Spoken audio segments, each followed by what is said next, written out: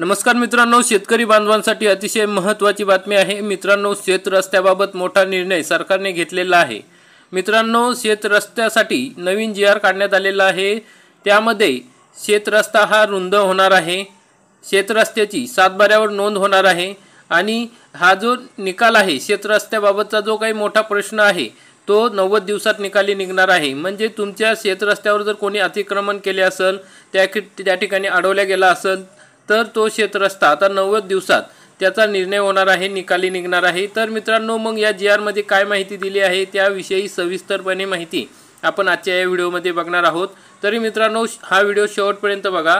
तर मित्रांनो, या ठिकाणी जी आर मध्ये काय माहिती दिली ती बघूया। शेतरस्ता उपलब्ध करून देणे व त्याबाबत सातबारा उतार्याच्या इतर हक्क या सदरी नोंद घेण्याबाबत क्षेत्रीय अधिकारी प्राधिकारी यांना दिशानिर्देश देण्याबाबत महाराष्ट्र शासन महसूल व वन विभाग यांचा 22 मे 2025 रोजीचा हा महत्त्वाचा जी आर आहे। मित्रांनो, महाराष्ट्र जमीन महसूल संहिता 1966 चे कलम 143 नुसार सीमांवरून शेतरस्ता देण्याची अनुमती आहे। परंतु त्यावेळी हा कायदा अस्तित्वात आला त्यावेळी शेती ही पारंपरिक पद्धतीने म्हणजे बैलजोडीने बैलगाडीच्या सहाय्याने करण्यात येत होती।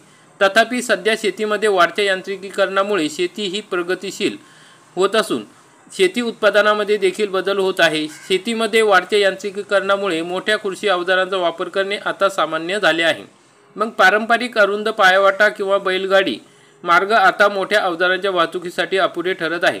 यांत्रिकीकरणाच्या फायद्यांना मर्यादित करत आहे। सबब शेतकऱ्यांना आधुनिक शेतीचा पूर्ण लाभ मिळवून देण्यासाठी म्हणजेच मोठे कृषी अवजारे उदाहरणार्थ ट्रॅक्टर, रोटावेटर, हार्वेस्टर यांच्या वाहतुकीसाठी आणि शेतीमालाच्या जलद व सुरक्षित वाहनांसाठी पारंपरिक अरुंद शेतरस्त्यांऐवजी योग्य रुंदीचे शेतरस्ते उपलब्ध करून देण्याची आवश्यकता निर्माण झालेली आहे। त्याबाबत हा शासन निर्णय काढण्यात आलेला आहे। मग शासन निर्णयामध्ये काय दिलेलं आहे बघा। महाराष्ट्र जमीन महसूल संहिता 1966 च्या कलम 143 नुसार कार्यवाही करताना सक्षम अधिकारी प्राधिकारी यांनी शेतीमध्ये वाढत्या यांत्रिकीकरणाच्या अनुषंगाने पारंपरिक अरुंद शेतरस्त्यांऐवजी किमान 3 ते 4 मीटर रुंद असलेले शेतरस्ते उपलब्ध करून देण्याबाबत, म्हणजे आता शेतीमधील तुमचा शेतकऱ्यांचा रस्ता जो आहे 3 ते 4 मीटर रुंद होणार आहे। महाराष्ट्र जमीन महसूल संहिता 1966 चे कलम 143 नुसार भूधारकांना त्यांच्या जमिनीचा वापर शेतीविषयक आणि त्या अनुषंगाने कामासाठी करण्याचे हक्क प्रदान करतो। ही तरतूद ग्रामीण भागातील जमीन वापराच्या दृष्टीने अत्यंत महत्त्वाची आहे। यामध्ये शेतात जाण्यासाठी आणि शेती मालाची वाहतूक करण्यासाठी आवश्यक असलेल्या रस्त्यांचा अंतर्भाव होतो। पारंपरिक अरुंद पायवाट किंवा बैलजोडी मार्ग आता मोठे कृषी अवजारे उदाहरणार्थ ट्रॅक्टर, रोटावेटर, हार्वेस्टर यांच्या वाहतुकीसाठी आणि शेती मालाच्या जलद व सुरक्षित वहनासाठी अपुरे ठरत आहे। तरी आता शेतकऱ्यांना आधुनिक शेतीचा पूर्ण लाभ मिळवून देण्यासाठी म्हणजेच मोठे कृषी अवजारे, ट्रॅक्टर, रोटावेटर यांच्या वाहतुकीसाठी आणि शेतीमालाच्या जलद व सुरक्षित वहनासाठी शेतरस्त्यांबाबत शेतकऱ्यांची मागणी व आवश्यकता, स्थानिक भौगोलिक परिस्थिती याबाबत संबंधित सक्षम अधिकाऱ्यांनी तपासणी करणे आवश्यक आहे। पारंपरिक अरुंद रस्त्यांऐवजी किमान 3 ते 4 मीटर रुंद असलेले शेतरस्ते उपलब्ध करून द्यावेत। शेतकऱ्यांनी केलेल्या मागणीनुसार शेतकऱ्यांनी मागणी केलेल्या शेतरस्त्यांच्या जागेची प्रत्यक्ष पाहणी करून शेतरस्त्याची आवश्यकता तपासावी। अस्तित्वात असलेल्या नैसर्गिक मार्ग, पाऊलवाटा, इतर वहिवाटी मार्ग तसेच स्थानिक भौगोलिक परिस्थिती तपासावी। शेजारच्या भूधारकांची वहिवाटीचा हक्कांचा आणि त्यांच्या अडचणींचा व आक्षेपांचा विचार करावा। सदर बाबी विचारात घेऊन वाढत्या यांत्रिकीकरणाच्या अनुषंगाने जर थेट योग्य रुंदीचा शेतरस्ता कोणत्याही कारणाने उपलब्ध करून देणे शक्य नसेल, परंतु रुंद शेतरस्त्याची आवश्यकता असेल तर इतर पर्यायी आणि सोयीस्कर मार्गाचा विचार करावा। जरी तो थोडा लांबचा असला तरी चालेल आणि ते देखील शक्य नसेल तर अपवादात्मक परिस्थितीमध्ये आवश्यकतेनुसार 3 ते 4 मीटरपेक्षा कमी परंतु जेवढा जास्त रुंद शेतरस्ता उपलब्ध करून देणे शक्य असेल तेवढा उपलब्ध करून द्यावा। बांध हे केवळ 2 शेताच्या सीमा नसून ते पाणी व्यवस्थापनासाठी आणि जमिनीची धूप थांबवण्यासाठी महत्त्वाचे असतात। त्यामुळे बांधावरून रस्ता देताना त्याचे नैसर्गिक स्वरूप शक्यतो टिकून ठेवावे। रस्त्याची रुंदी शेतीमध्ये वाढत्या यांत्रिकीकरणाच्या अनुषंगाने ठेवावी, परंतु अनावश्यक रुंदीकरण टाळावे। तसेच बांधावरून रस्ता दिल्यानंतर दोन्ही बाजूंच्या सीमांची निश्चिती करावी, जेणेकरून भविष्यात सीमावरून कोणताही वाद निर्माण होणार नाही।